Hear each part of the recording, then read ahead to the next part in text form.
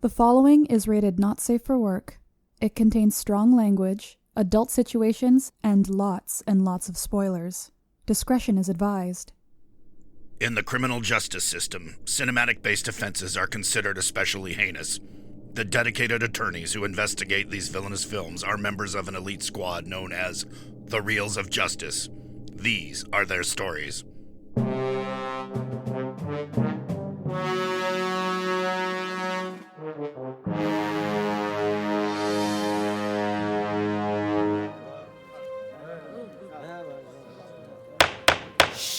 Order, please, order. The Reels of Justice is now in session. Judge Maynard Bangs presiding. Will you all rise for the Honorable Judge Bangs? Be seated. Welcome to the Reels of Justice. Today we are hearing the case of The People versus Avengers, Age of Ultron, a 2015 superhero feature that reunites Earth's mightiest heroes to face off against a malevolent AI that threatens to exterminate all human life. For those of you unfamiliar with our court proceedings, we are here to determine if this film is guilty of being a bad movie. As always in this courtroom, films are to be considered excellent until proven awful, and the burden of proof lies upon the prosecution to prove beyond a shadow of a reasonable doubt that this film is guilty. Mr. Big Ben Haslar, you are appearing on behalf of the prosecution. You may present your opening statement. Contrived is defined as deliberately created rather than naturally arising spontaneously. See the Avengers Age of Ultron. Because what we have here, folks, is a narrative constructed by studio and personal demands, loosely strung together to make a plot. And while Age of Ultron is by no means the only example of this, I think it is a prime one. We want Hulk fighting Iron Man scene. No care how. Just make happen, says Bob Executive, echoing similar demands he made in the prior film where they just wanted to see Iron Man and Thor fight for no real reason. It just looked good in the trailer, right? Okay, sighs Joss Whedon, looking over his script, trying to find the squarest of circular holes to put this peg into that was mandated, while trying to keep the film's length reasonable. And there you have it. That's how the script to Avengers Age of Ultron was formulated. The primary focus in any narrative should be, where is the story naturally taking me? What do each of the characters want to accomplish at this point in time? But no, the focus in these films is Avengers, smashy, smashy, need cool trailer, make big bucks, feed Disney machine. And the result is a less than genuine product, made by a guy who hates Captain America. Ooh, thank you, Mr. Haslar. You are a jaded and deeply bitter individual.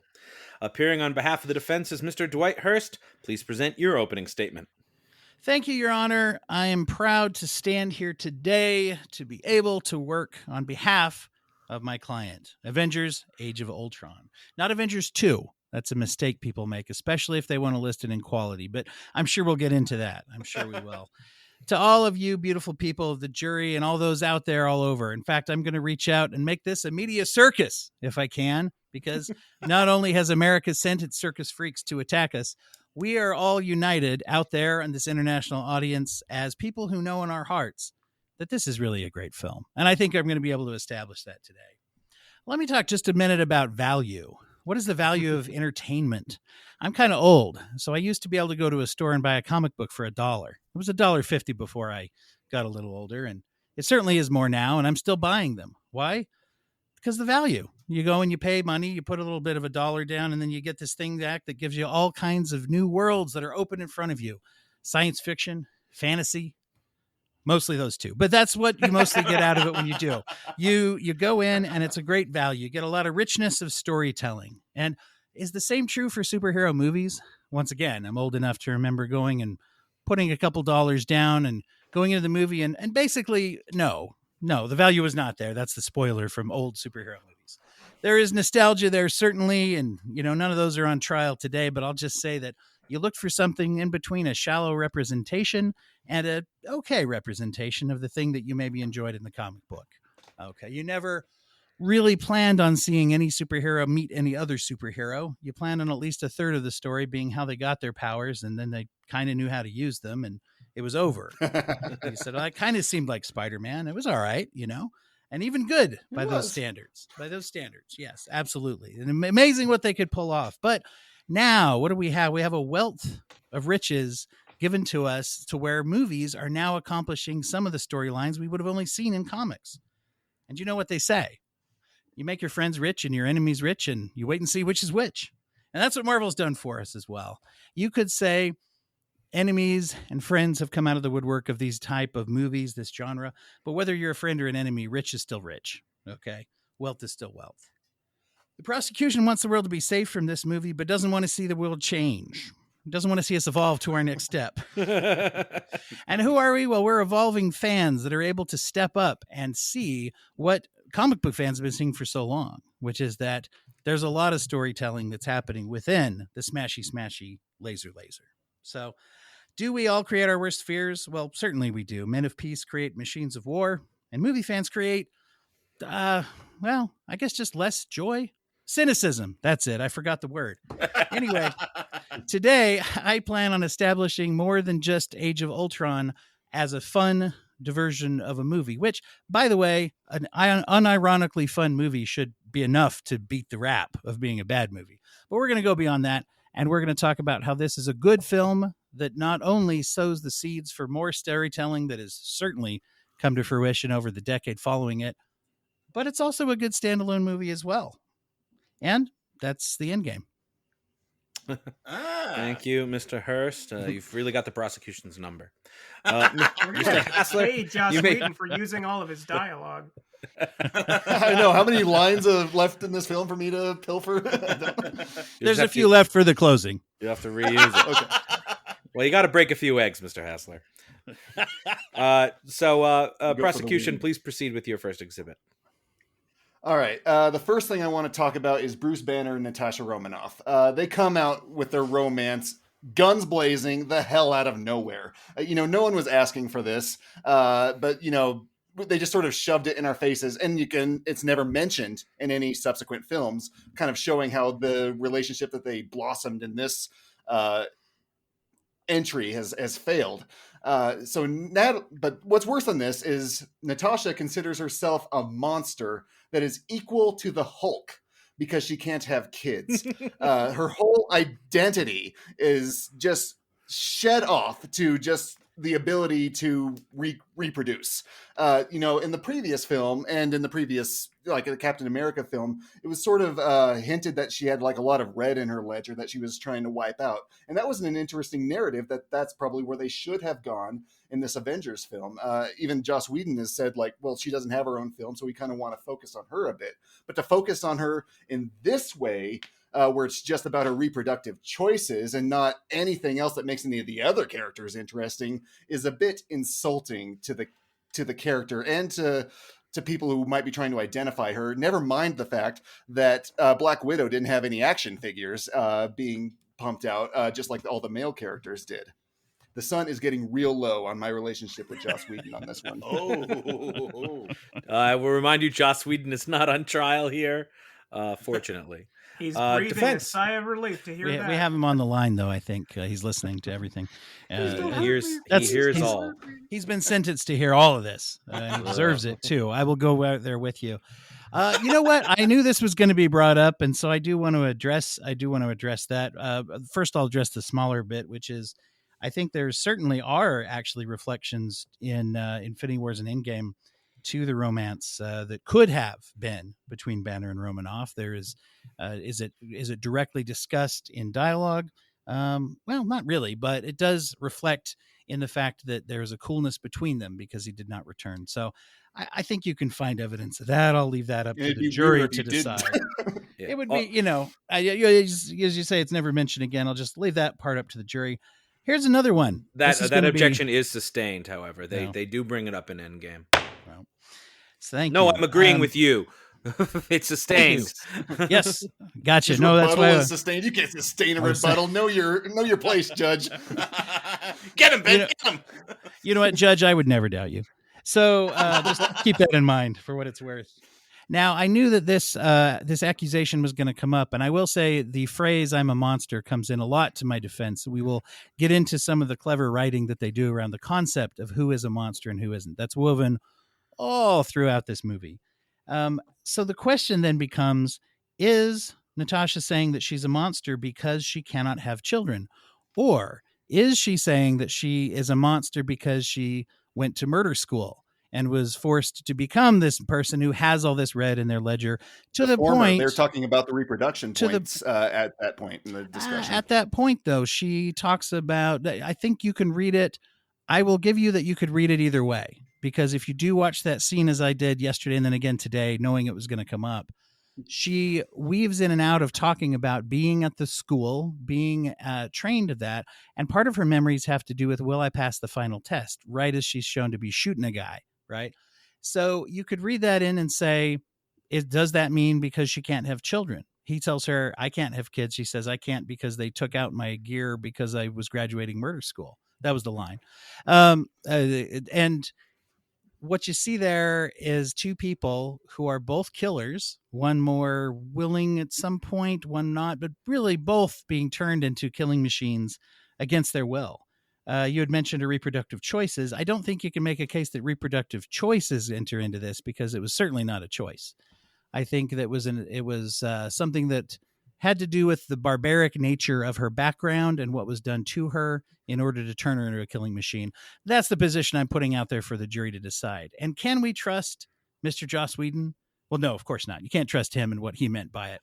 But I think you can go, and the internet is replete with different takes on this of exactly these two positions. And you can decide, which one do you think it is? And I think that the dialogue leaves it open enough to take it either way. No, the reason she can't reproduce is because she went to murder school. That's why it's brought up, not any of the killing. They're not talking about that at all in that scene, not to my recollection, sir. But her origins, are, if you see what I mean. I think that the jury has a lot to chew on with that. Prosecution, if you want to move on to your next point. On my side, jury. Anyway, the next I want to talk about is the Mind Stone. And we've seen in subsequent films, and of course the comics, if you're familiar with those, that the Mind Stone is an encapsulation of everything dealing with the mind in the universe. They used it in the first Avengers film, accidentally, but it worked out, to have Loki brainwash people with this staff, and I can buy that. That fits in within the description. However, in this movie, they use it as a magical plot device to make all kinds of logical shortcuts to introduce things that they don't want to take the time to introduce properly. Like it powers Hydra's guns somehow. How does the Mind Stone do that? It's an AI. I mean, intelligence, yes, but the A in AI stands for artificial. It's against intelligence. It's a facade of it. But they needed that to create Ultron, so it's a shortcut. It creates the twins somehow. I mean, I could buy half of Wanda's powers with the brainwashing, maybe, but not Quicksilver. That makes no sense at all. How is the Mind Stone able to do that? And further, Thor has a vision that predicts the vision in every detail. Why? How? Thor, he needs Selvig, and he goes into this water of sight. But wouldn't he already know? Why does he need Selvig to do this? Objection. How are we supposed to see Chris Hemsworth without his shirt if he didn't go into magic water? Sustained. Yeah, for all of That's a good point. That's a good point. You would have had him without his shirt for longer if they had the deleted scene in that film, sir. So I'm going to throw that one right back at you. The deleted scene has him going into the Norns, and the Norns channel him, and that's why he needs Selvig, because he needs someone to talk to. But in this film, it's cut completely short because I guess people were weirded out by it, but I think we're weirded out either way by just having him see the Infinity Stone sort of float around and go into this gauntlet, and then he shows up out of nowhere slamming his hammer into Vision to create the android. All of this is not completely connected, but to keep the film's length short, because we have to have a scene with Stan Lee in it by law, we're not going to keep the things that make this plot make sense. We're going to introduce all this extraneous stuff and cut over the thing that would, give it some coherency. Defense, any rebuttals? Oh, yes, definitely. I think that in some ways it's interesting that you're kind of introducing some points that make a little bit of my case for me, I guess. You're talking about a couple of playing things. both sides. I'm like the Flash playing tennis with himself. I appreciate the help. Holy cow, this is my first time in this courtroom.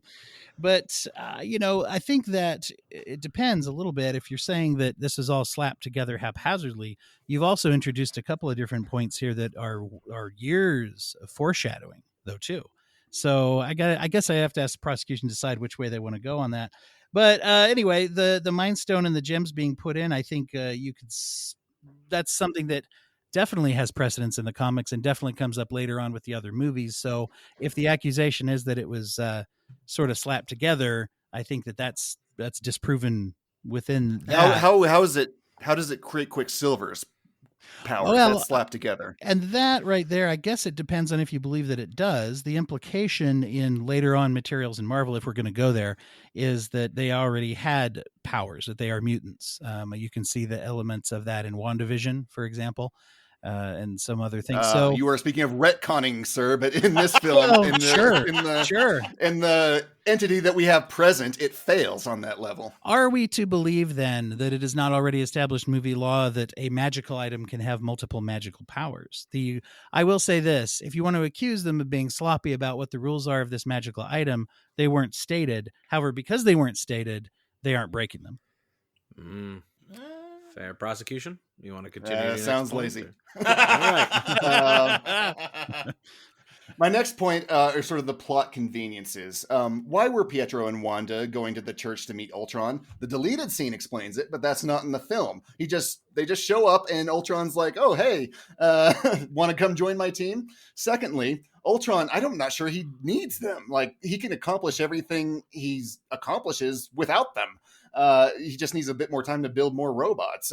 He doesn't need the time that they buy him to do this more quickly, except the plot says we need to have Wanda and Quicksilver in it. They say Ultron wants to evolve beyond his human body, yet he builds a human body vision to an established character because that's what we want to introduce. So his motivations in creating this vibranium android make no sense. He's not evolving beyond anything. There's a discussion about a time loop between Tony Stark and Bruce Banner where Tony literally makes the same mistake again. And he tries to justify it by saying, oh, it's not a time loop. It's the end of the line. And Bruce Banner buys this without any further explanation because, we do need to introduce Vision into this story. So again, a little logical shortcut. Clint Barton finds Natasha because she's clicking some wires, and what wires she's clicking on, or what he's monitoring to find this, or how he knows to look into Sokovia, that's never explained. It's just spy shit, you know. Objection. I think spy shit was the definition the explanation that was given. It was but they never say how. It. Well, it's spy shit. How did James Bond turn that car invisible? That was stupid, sir. That was also a guilty film. It's coming. Sustained. It was stupid. It's a bunch of little mirrors, right? It's little cameras and little TV screens. But Josh Whedon, he just lives to kill people, so he has to kill someone in every film. It's a lazy way to sort of drum up emotion. So he leads you up to thinking that it's going to be Hawkeye in this film, but it doesn't matter. There's no reason for Quicksilver to die the way he does. It's just because, hey, I'm Joss Whedon. I kill people. I'm a murderer. I'm a character murderer. And lastly, that last scene is so long. I mean, fortunately, when you're watching it at home, you can kind of bring up your cell phone and sort of scroll around a bit. But when you're in the theater, you have no such luxury. You're stuck there. You're sitting there because they're like, hey, we got all these murder bots. We gotta have the Avengers doing cool things for the trailer. We can't make this any shorter. So you're just going to sit there and you're going to have to watch it. Oh, the prosecution will rest on this point. Okay, very good. Prosecution has rested. Defense, you may present your first exhibit. All right. Do I get a follow-up to the couple Absolutely. of those last points, though, if I could? Yeah, dunk on them all you like. Nice. Awesome. There, a couple of interesting points. I think with the first one, you mentioned so many murder bots and so much fighting. One of the things that the fans of this genre go for is recreation of comic panels, either direct recreations or more to the point, something that could look good as a comic panel. And I will say that Marvel movies in general are open to the complaint that they don't always do this very well. Thor Ragnarok had some beautiful scenes that would work well as comic panels, but there have been, for how many movies they've made and for how much I enjoy them, I will admit that they often do not deliver on the comic panels. But I will say that in that last one, that was all about creating. Here I am shooting, all shooting lasers together, hitting this off the shield, that kind of jazz. that is all about giving comic fans comic panels to look at. You can love it or you can hate it. At the expense of cutting out the plot, that would have made the things that lead up to this battle make sense. Well, and that's where I want to, I do want to clarify that as well. One of the things you mentioned is Ultron having no need of the twins and having no need of this and having really no need of even the vision body that he was building. I think one thing people don't always pick up on, but is pretty clear in the dialogue, at the point where Wanda reads the mind through the machine that he's downloading his mind onto Vision. Don't think too much about that. But anyway, as he's doing that, Wanda hacks in and is reading his mind, and she sees the meteor hitting the Earth that he's going to create of Sokovia, blah, blah, blah. At that point, he tells her, mankind will have every chance to do better before I decide to wipe them off the Earth, before God throws a stone at the Earth. And by God, I mean me. which of course was an inheritance from Tony Stark. To your earlier point of self-destructive narcissism, we've got to concede that, but that's not necessarily a plot problem. That's his character. So when they find out that his plan is to inhabit Vision and lead mankind, or if it doesn't work, smash them all. And when the Vision body is stolen, he expresses, you know what? They've done this to themselves, and his plan accelerates to his ultimate plan of destroying all life on Earth. So he was working with them when he was still planning on having humans exist. After that, the plan changed, and we're just going to kill them all now. So whether or not you like that, that is the plot development. Or he just needed Wanda and Quicksilver in it. Ultron didn't. Maybe Joss Whedon did. Joss Whedon did, yes. I would say we all did. Didn't we all need Wanda and Quicksilver in there? Well, at least Wanda. We needed Quicksilver only for like a second. It's exactly the right amount of time to have Quicksilver in something, by the way. Okay, I see that point. All right. Well, thank you for the setup of talking about. I enjoy any amount of time we spend talking about this movie, no matter what it's about. So I thank the prosecution for doing that and for queuing us up to so many good points about the movie as well. First of all, I want to put out there that this is both a standalone and a setup. This is planting seeds that will be harvested later on in the MCU for the next, let's look into the future for the next 50 years, I think, is how long we'll be in phase. I don't know what phase we'll be in 50 years from now, but I look forward to hopefully surviving to see it. Now, one of the things I do want to touch on, and I would ask for the judge's ruling on this, is that Marvel fatigue and MCU fatigue really, I would caution the jury to dismiss that from your deliberations. This movie came out a long time ago. MCU fatigue was not a thing at this point. And holding that against this movie would be like arresting somebody now for a bank robbery that hasn't happened yet. And I don't think Minority Report is on the docket today. So not yet. Maybe we can talk. But sustained. Yeah. Awesome. Thank you. Appreciate that.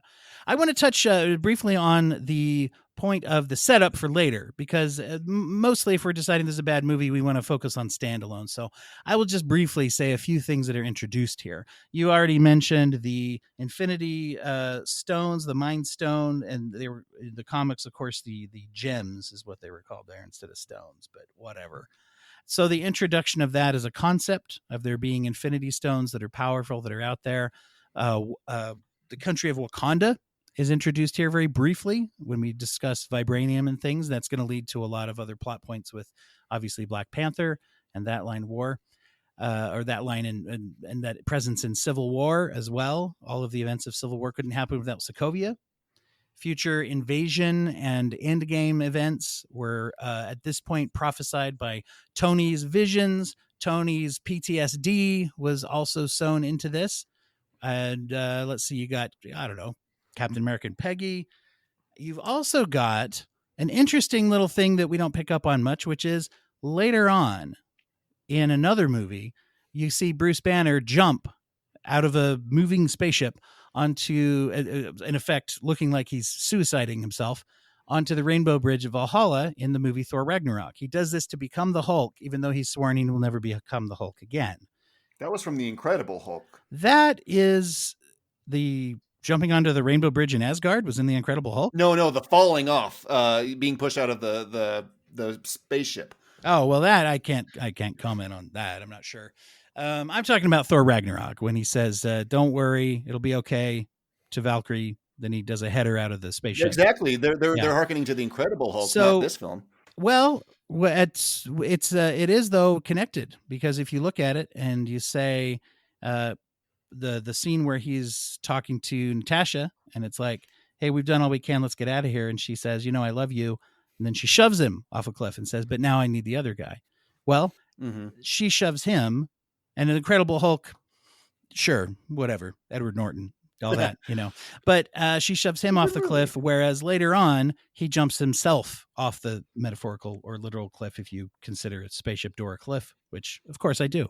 No, same objection. He jumps himself off of the helicopter in the Incredible Hulk. I will sustain your objection about that being true, but it seems that the defense's point is proven, is that there are links between all three films with the Hulk characters, so Yes. there's some continuation Sure. and And arc you there. can tie it into the only point I'm trying to make is it does tie into a character arc for Bruce Banner. That's all. Sustained. It does, but what this is like homework, like this is the homework we have to sit through in order to have the real fun in Infinity War. So that's the job. So I'll just put that. That's some of the setup that you have there. You don't have Hulk on the planet for Ragnarok without this movie. You don't have the reason for Civil War, the Sokovia Accords. You don't have any reason for Captain America and his team to be in hiding, or any of the things that become later plot points of those movies. So there you go. So it sows seeds for much later. You can find some, you go back in and you find dialogue that ties in with points that are made much, much later in future films, years down the road. And so the only thing that I would mention about that is that it does point to some very purposeful screenplay work. Any rebuttals, prosecution? No, just the fact, they were doing that from the very beginning. They were doing that in Iron Man 2, and like the whole thing was like, oh, they're setting up for Infinity War. Oh, they're setting up for Infinity War. And I don't care about that. Just make a good movie. You can set up for Infinity War, but you can do it with a little lighter hand while you're doing it.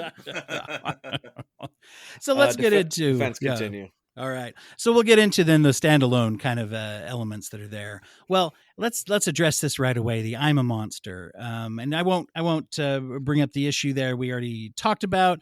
The jury can decide what they want about that one line. But the line of someone being a monster is brought up, I think, 23 times. It's actually more like 5, but I thought 23 would be a stronger number. No, the concept though is touched on all throughout.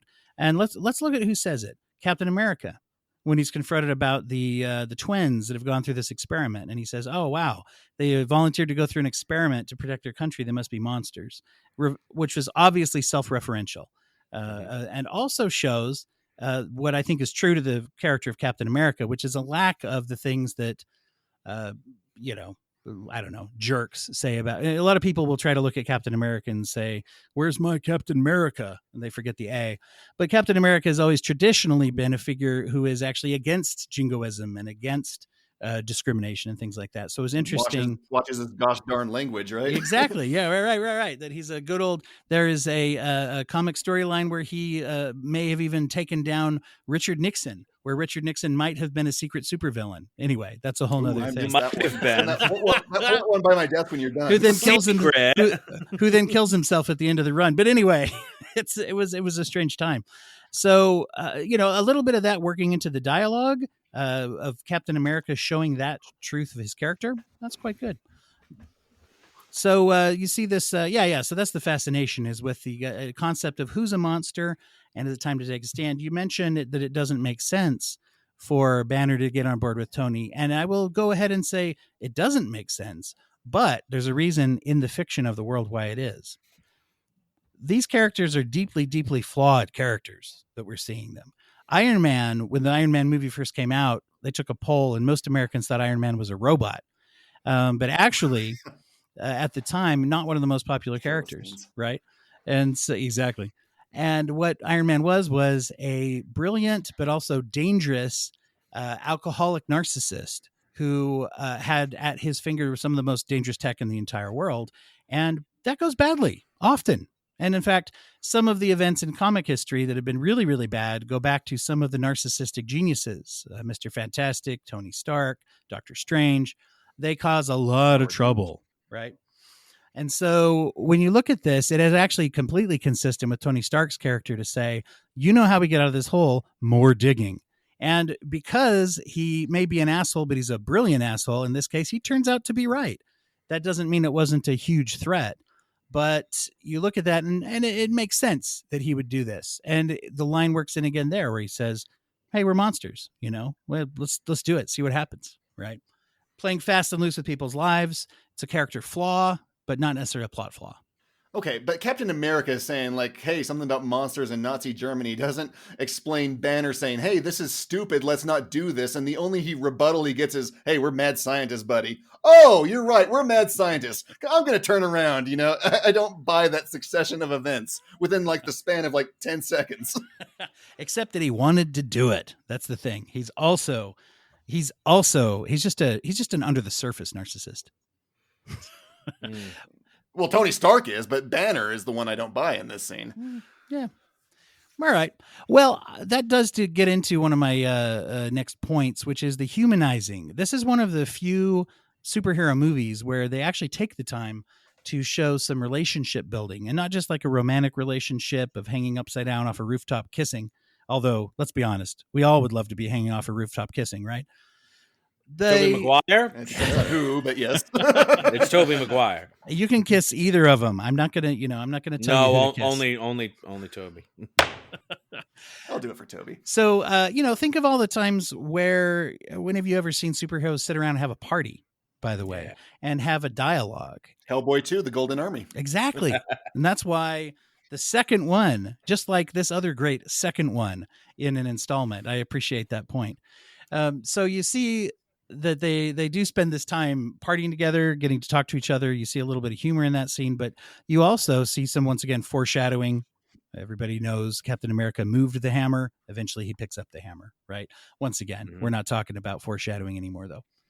One of the things that's a strength about that, and by the way, that party, you mentioned the obligatory Stan Lee cameo, which most Marvel fans look at as the greatest Stan Lee cameo of Marvel movies, because he says Excelsior. Exactly. So the thing that you see there is the humanizing of them having an actual relationship, and they take the opportunity to be self-referential in their humor when they have a debate about who can pick up the hammer. This is even touched on again at the end, which you were probably on your phone. You didn't notice. It's okay. So you were at the end. Oh, no, that was at the end of the film. That was at the end of the film that I saw my phone. When they were walking, they're walking together. You got, Tony, Captain, and Thor walking. And they're still talking about the hammer. They're talking about the hammer in the elevator. What if we put it in the elevator? Sure. The elevator lifts it up. Is the elevator worthy? If I put my hand on it while we're in the elevator? Those are exactly the kind of nerd debates that some of us know all too well. And it's great to see the heroes having that. And so I will say that humanizing and also some clever writing in some of those areas humanizes the characters more than a lot of superhero movies do. You say clever writing, but as you pointed out, fans have been saying this for a long time. It's just like all Joss Whedon had to do is look at all the memes about Thor's hammer that came out during that film and, copy, paste, copy, paste, copy, paste. But he copy and pasted it in the right area. Okay. Oh, that's half the battle.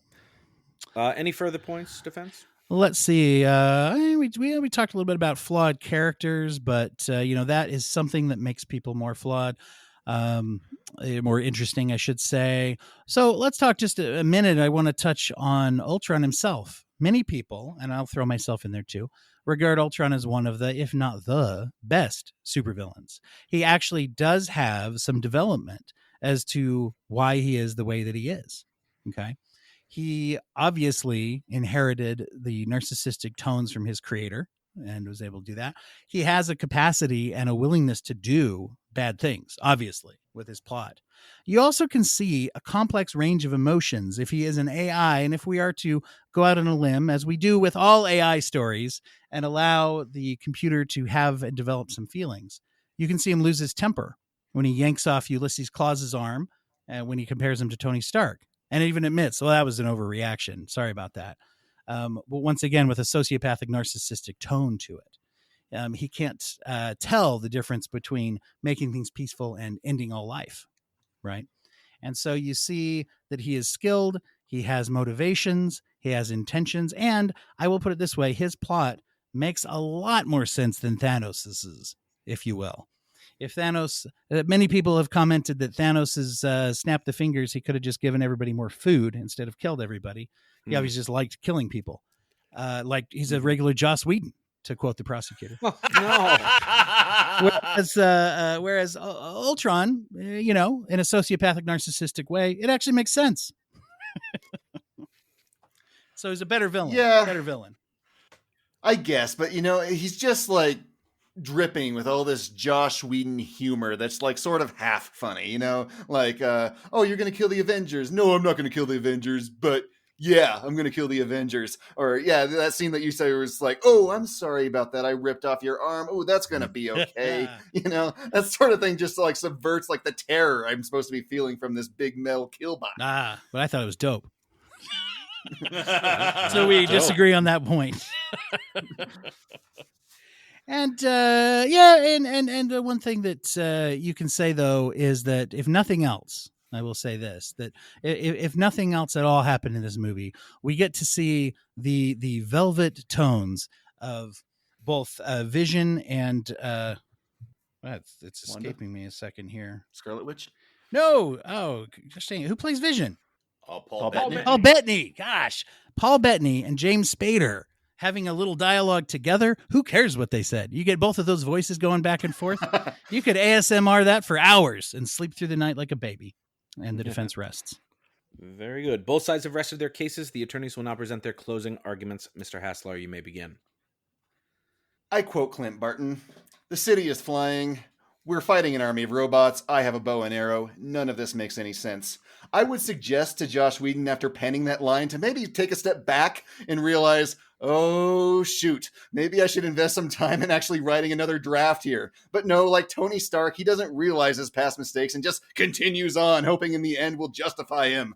The Avengers Age of Ultron is a mess. The plot is all over the place. Everything was constructed just to get those pretty shots. The opening battle is the perfect encapsulation of this mess where the Avengers are scattered about here and there. They're scattered about, they're fighting, Cap's off a motorcycle, and then somehow, there they are, the Avengers, all posing up a storm in one shot to get that into the trailer, while they all separate again immediately after. It's lazy. It's a measure of if the measure of a film is to its success... I screwed that up. Anyway, the prosecution rests. You won't even going to retry it again? All right. All right. No, I'll try it again. And to measure its success is to take a look at the next Avengers film Joss directed. Wait, there isn't one. So on that, the prosecution rests. Whedon killed his own career. Thank you, Mr. Dwight Hurst. Please present your closing argument. All right. Thank you. Well, I'll tell you what. The hard part isn't that your friends hated this movie. It's that you didn't. Just like the survivor guilt that Nick Fury was talking about. You knew walking out of this that in your heart, this is a good movie. You could tell. You knew that was there. And you hear everybody talk about it. And maybe it took you a while before you could, make a stand and start to talk about it again and say, hey, wait a minute. This was actually all right. Whether you fit it into the greater pantheon of Marvel movies or whether you just go back and watch it, you can't. You can't really deny that you have a good time watching it. And beyond that, you see a lot of different interactions with people that are very meaningful if you'll stop and listen and watch. I'll tell you what, the prosecutor can't tell the difference between protecting our viewing habits and destroying it. But I don't want to pick sides. It's not that simple. I'm on the side of life. Maybe I'm a monster. Maybe I'm a Marvel stan. I don't think I'd know it if I was, though. The reason is because this movie's really awesome. You look at it and you say all the things that people often complain about. Let's run right into that. Lasers, magic, superheroes, powers, right? Robots. Exactly. Thank you, Judge, for contributing. We want this. This is what we want. Multiple heroes online and the shot that rotates around and shows them all kicking robots' asses, if you will. That's what we want, and we go and see it. And this movie delivers on that. Human interest, an addition of a family for Hawkeye for different motivations, a little bit deeper type of relationship, probably the healthiest one in the MCU, by the way, that they, at this point, haven't killed anyone in the family. At least not killed and then brought back. Well, That's all I have to really offer to y'all. We're movie fans. We're monsters. We got to own it. It's time to make a stand and find Avengers Age of Ultron not guilty. Thank you both. Members of the jury, Mr. Robb Maynard, Mr. Dylan J. Schlender, and Mr. the most versatile substance on the planet, and they used it to build Ryan Luis Rodriguez. You have all heard the facts concerning this case. It is now up to you to determine if this film is guilty of being a bad movie. The bailiff will escort you to the deliberation room to render your verdict.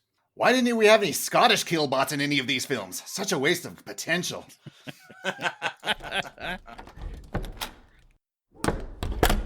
All right, everyone, a tremendous case. I like how Ben kept talking about how they need to make the movie shorter, and it was still 2 hours to 21 minutes. Ryan Luis Rodriguez, I would like to hear your thoughts, please. Okay.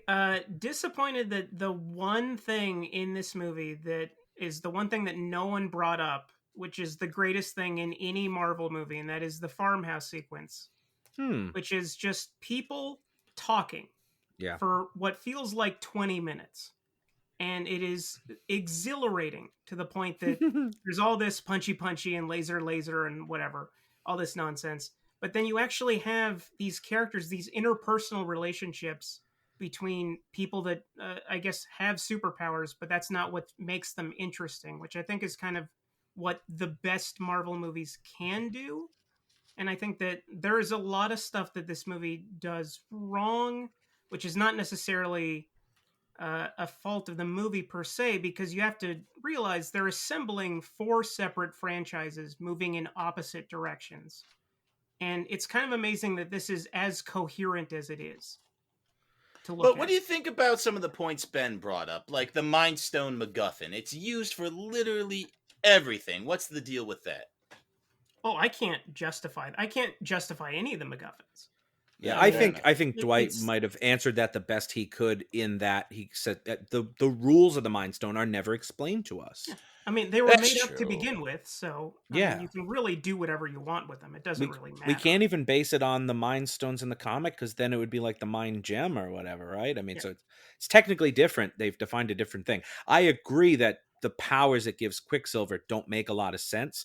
It could also be I think also something Dwight said is that these characters do have latent mutant abilities that the Mind Stone simply brings up. Yeah, that rather goes than- up a lot. They have confirmed that. Like I mean, X-Men. that's- and stuff. That is But then definitely- I think Ben had a good point. That Yeah, could that be is a a retcon. retcon. Well, it could Well, be a retcon. It's hard to know with because MCU. At the time, Disney didn't own Fox, so they couldn't use the Yeah. word mutant. But Yeah, now that so they they're do, they can enhanced. actually. But that had to have been in the back pocket when they were doing. I mean, part of the negotiation of getting those characters in there in the first place had to be, well, we need to leave it open so that if we want to make a mutants later on, we can without contradicting ourselves. Yeah. Now, let's bounce it to you, Maynard, real quick. Something that Dwight brought up that I know you really like is the humanization of the superheroes and the growth of Ultron and stuff.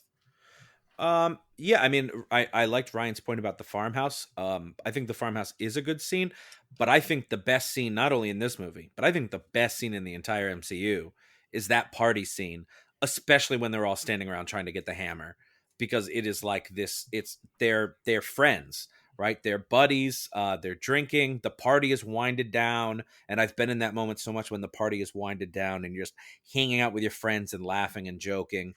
And I would give it a close second. To be Yeah, totally and fair. that's I fine. would put Farmhouse first, but I would definitely, I would say that that's an outstanding scene.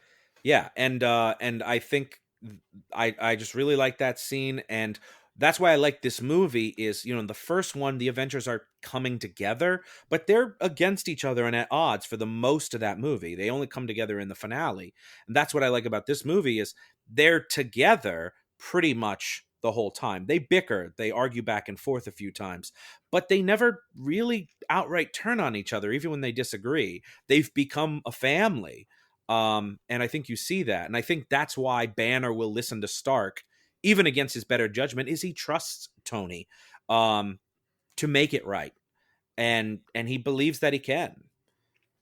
You know, one of the things with Banner, I think he was kind of at odds with where his character would be. I think the way he was acting with the creation of Vision was more in line with something like Hank Pym or Reed Richards would do, but he was the only scientist they had in the movie, so he kind of had to fill that role. Mm-hmm. So I'm willing to cut it a little slack, even though it doesn't quite jive, but I mean, hey, like Tony Stark's not even the guy who invents Ultron in the comics anyway, so we're No. already so far afield.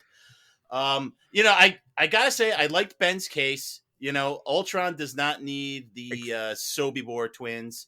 You know, I disagree with that. I disagree with that point. I loved Ben's case. I thought he made a really excellent case against a movie I liked. I do think Ultron needs the twins because what does he need the twins for? Especially which is who turns all the Avengers against each other, and that's the only thing that really slows them down from crushing Ultron almost immediately. I think Ultron had enough time to get in, get the vibranium, and then like bug out. You know, they caught him. Right, but then they take a hit by all being brain whammied. Right. He can't do that by himself. Exactly, which forces them into a retreat, which lets him continue his plan. Unfortunately, that retreat also let them his body gets destroyed there anyway. Iron Man beats him up and kills him anyway, so why not just send a bunch of robots? I mean, we know he has thousands upon thousands of robots, you know? It's just... Well, I don't know how many he had manipulate yet, anybody's brain. I mean, and then that, speaking of the murder bots, you can't argue with what Ben said. That dreg of a murder bot scene at the end, it just keeps going and going and going. The finale's too long. It is. It's too similar to the first Avengers movie. Yeah, that's my problem with this movie is that it really goes downhill. Act 1 is, I think, almost nearly perfect. I think it's pitch perfect. I love the fight scene in the beginning because you do see them all interacting separately, which helps, reminds you, or if for some reason this is your first MCU movie, what they all do, and then you see what they all can do together, and there's quips and jokes throughout, and he throws a motorcycle. It's awesome. Yes, exactly. You really get to see what the team can do, and then they have the great party scene. Yeah, and so I like Ben's case a lot, but I gotta tip the hat to Dwight. I mean, he brought up a lot of good points and a lot of ways to think about the movie, and he must have got tipped off about my Marvel fatigue because he asked me to ignore it, and I can, but that still doesn't change the fact that I didn't really like the movie when it first came out. But it is a fair point. To me, these movies are hard to go back to watch. You know, I never want to watch these movies again. I'm just completely done with them. So let's start locking in some verdicts. I want to ask Ryan about one of the more important points brought up about the "I'm a monster" line. Yes. Okay. Oh, interesting point. So I don't think that she's talking about her inability to have children in that moment. I think that she's actually using it to contextualize what she's saying, but I don't think that she's saying that because she had a hysterectomy, she's a monster. But that's such a difficult debate to have because you can't actually go and say, well, what did Joss Whedon intend? Yeah. Because who the fuck knows at this point? Especially everything we know about him, it's kind of like it would color the entire situation to even think about what he has to say about it. But yeah, that's never been how I read it. I mean, I can understand that, but that's never how I personally read it. No, that's fair. But Ryan, with what we know about Black Widow now, can we put that into... we can't do it for this movie, but just broadly speaking, now that she's had her own movie, can we contextualize that maybe a little better? I haven't seen the new Black Widow movie. No, you don't have to. That's fine. Yeah. Oh, okay. Yeah, I would say that. I would say that it makes more sense, but I think that debate is gonna persist. That's just not one that we're ever gonna have a satisfactory conclusion to. Yeah, I mean, I think she was just trying to empathize with the Hulk. He's like, I can't start a family, and she's like, well, I can't start a family either. Like like that doesn't mean I'm a Hulk monster. It just means we have this in common that was taken away from both of us. It wasn't a choice for either of us. Well, that's where Banner did do the experiment on himself, to be fair. But that's also where I disagree. It's mildly a choice for Black Widow. She didn't have to go through with it. She chose to be in the murder school and to graduate, as they said, failing on purpose, but then she doesn't. She graduates. The way I read the monster... how old is she? The way I read the monster line is, it's not that all people that have hysterectomies or that all people who can't have children are monsters, which is, I think, one of the ways that a lot of people have ran with this. It's that she, Black Widow, who I think would deep down like to start a family, has given away her ability to start a family as she'd like to for this path. She went down a path she didn't want to and forever closed down a path she might have wanted. And that, in her mind, makes her a monster. I mean, I think, didn't she go through all this stuff when she was a kid? So I don't know how much choice. I mean, we see the flashback. She's not that young. She's still Scarlet Joe. She's still ScarJo. I don't know, but yes, obviously she did want a family. That was the whole point of Hawkeye's wife being pregnant and her interactions with her. I mean, it wasn't particularly subtle beyond that. But I just want to make clear, just because she can't have kids doesn't mean that's why she thought she was a monster. I think it was just a way to connect with the Hulk, saying like we're kind of on the same page here. I mean, what makes her a monster is killing all the innocent people that she's killing. I don't think she ever killed an innocent person that I'm aware of. Maybe all life's precious, Maynard. So let's start locking in some verdicts. It's not, but sure. Which way are you leaning then, Schlenzo? I'm the foreign person, so you fine. Get to go first. Then you can ask Ryan. Oh, I have to go first, or Ryan can go first. I don't care. No, I'll go first. I want to be off the hook. Right. I do like this movie. When we did this movie, it's one of the lower rated MCU movies. I think it's like in the bottom 5. So it's then the lowest 20th percentile. But I always thought it was a lot better than people give it credit for. I even like it more than the first Avengers movie. The third act is weak. I wish it was better. But the first act is so good, it makes up for everything. So not guilty. All right. RLR, what do you got for us?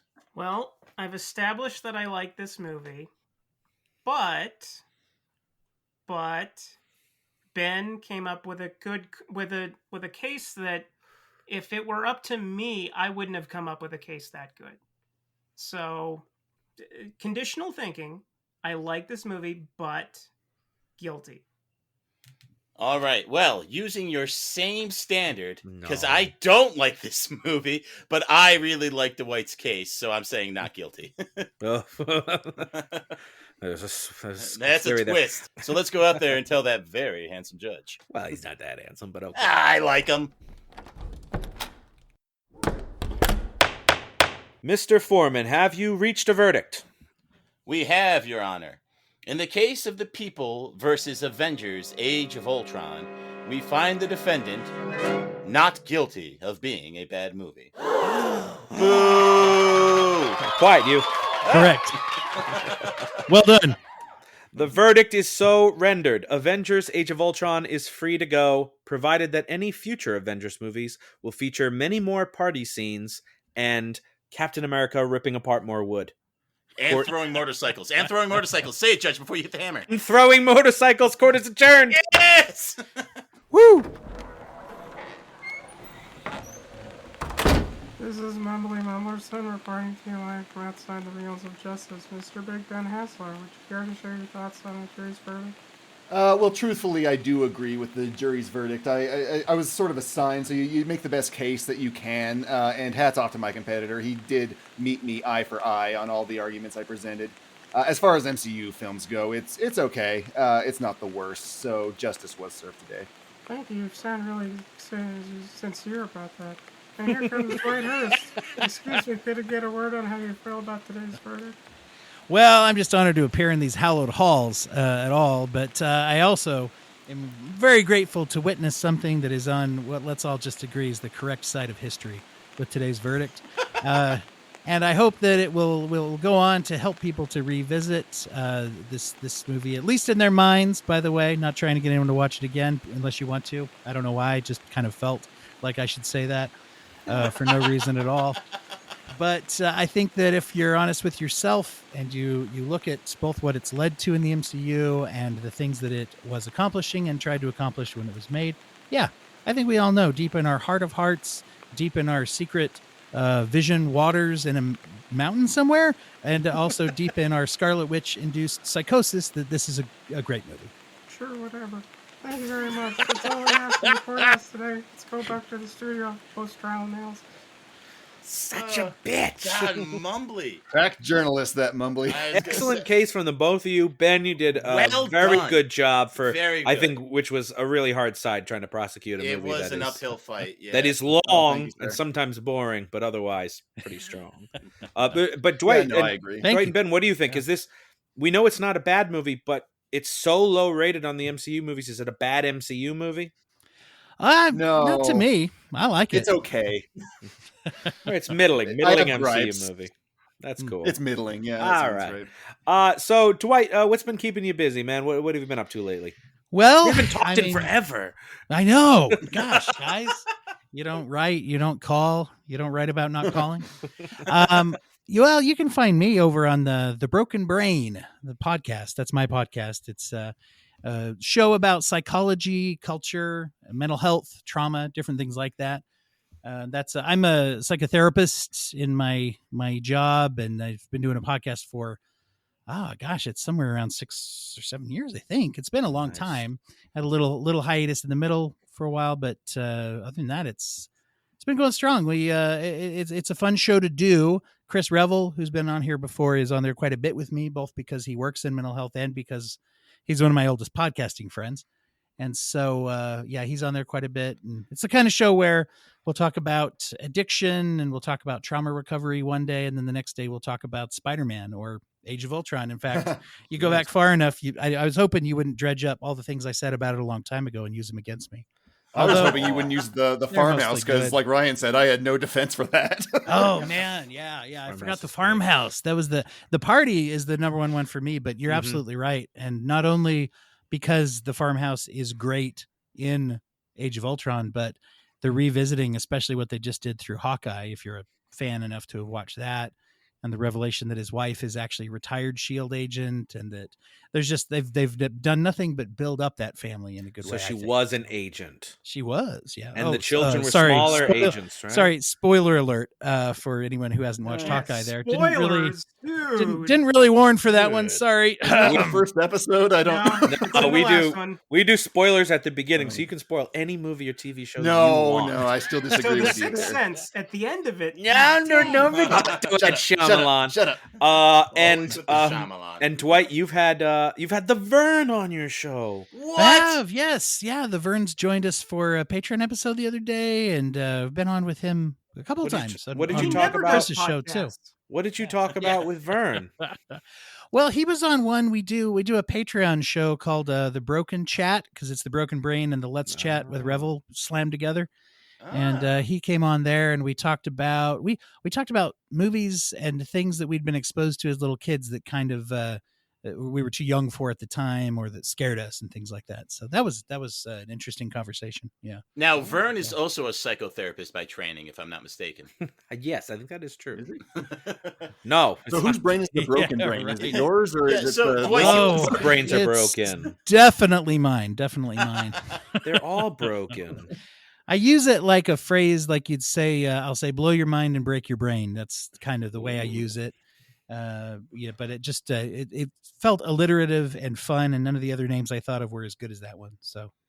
Yeah, you have an episode called We Don't Want to Be Productive, and I look forward to listening to that later. Yeah, that was a lot of fun. That was our New Year's resolution themed episode, and in keeping with the theme, came out, I think, the 9th or something. I like it. That's a podcast after our own heart. Now, we always ask for a recommendation from our guests for movies that you think people should check out. So what is a movie our listeners should check out?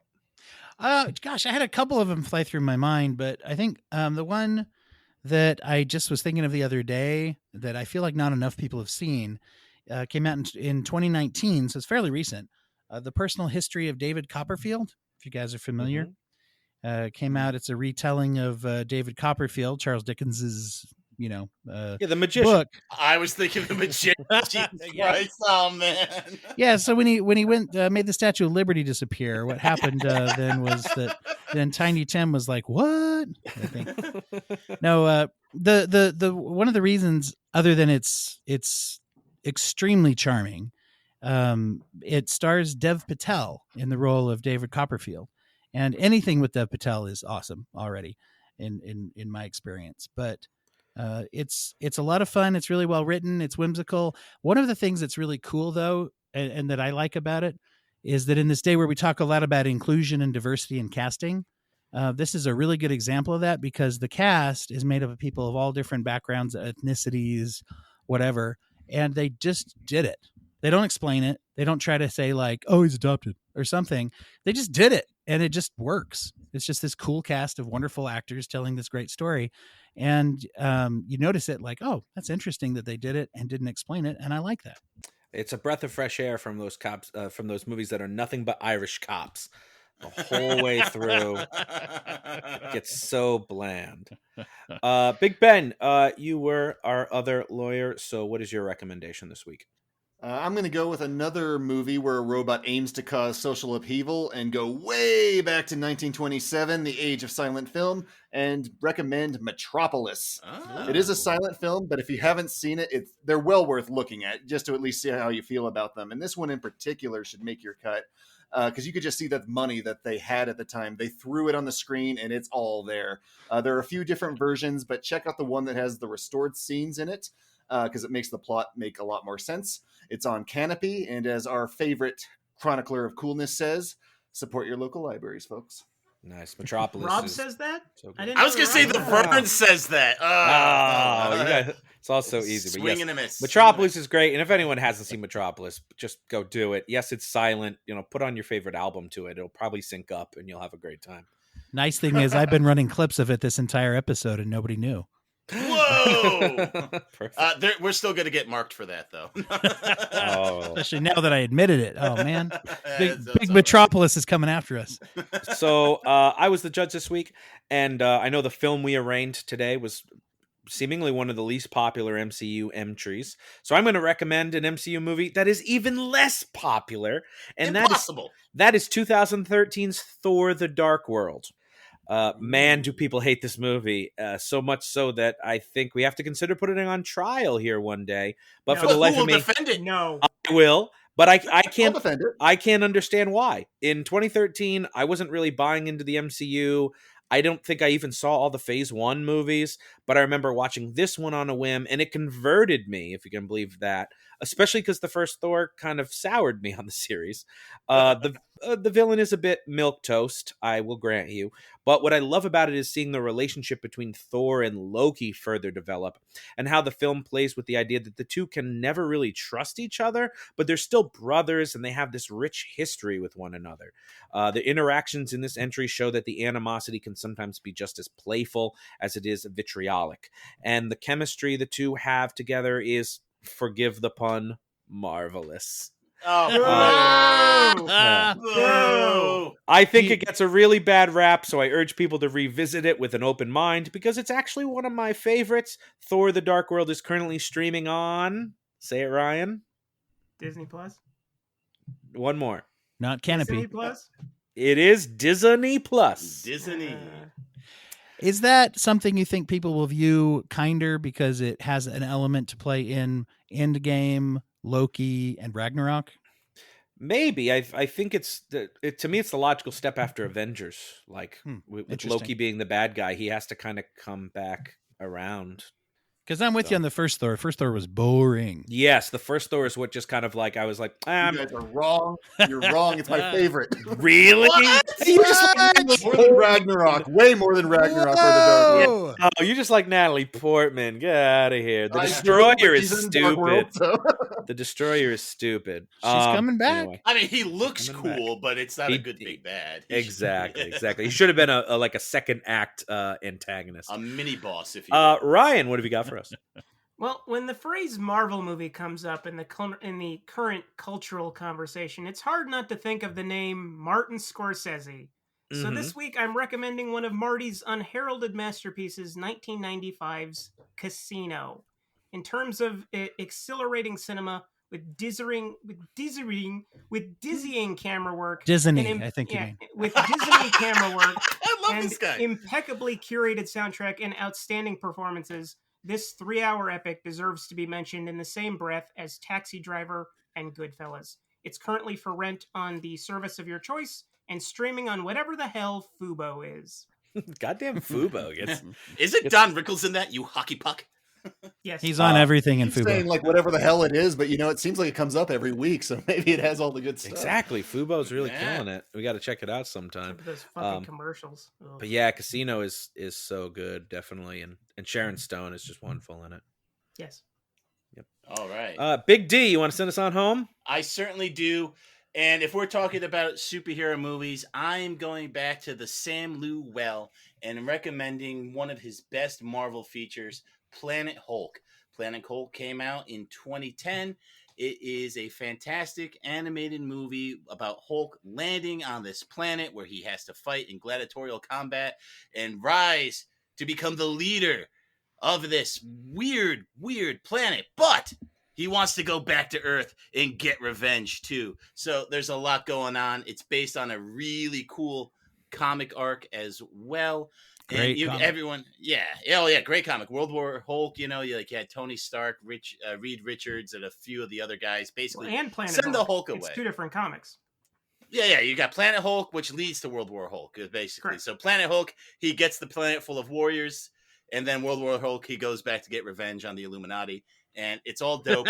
But you get a nice distillation of it with, again, our boy Sam Liu. You find a way to tag him. I mean, he won't know I'm pronouncing his name wrong because he'll have to read it, right, Maynard? So you do @Sam Liu, and he'll see it, and he'll know we love him and everything he does. No, it sounds great. What I was thinking of earlier when we were talking about Incredible Hulk, now that we have the multiverse, Yeah. is there a chance that Ruffalo's going to meet Edward Norton and Eric Bana?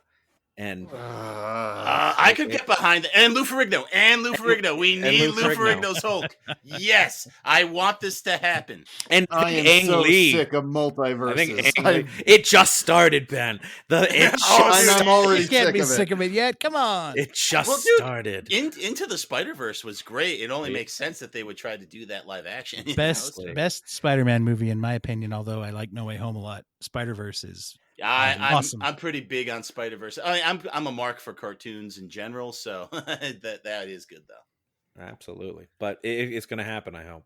And maybe Ang Lee. I think, wasn't he technically the motion capture of the Hulk? I don't know. Yes, he was. I don't have that much. There you go. information. See, Ryan says it is true.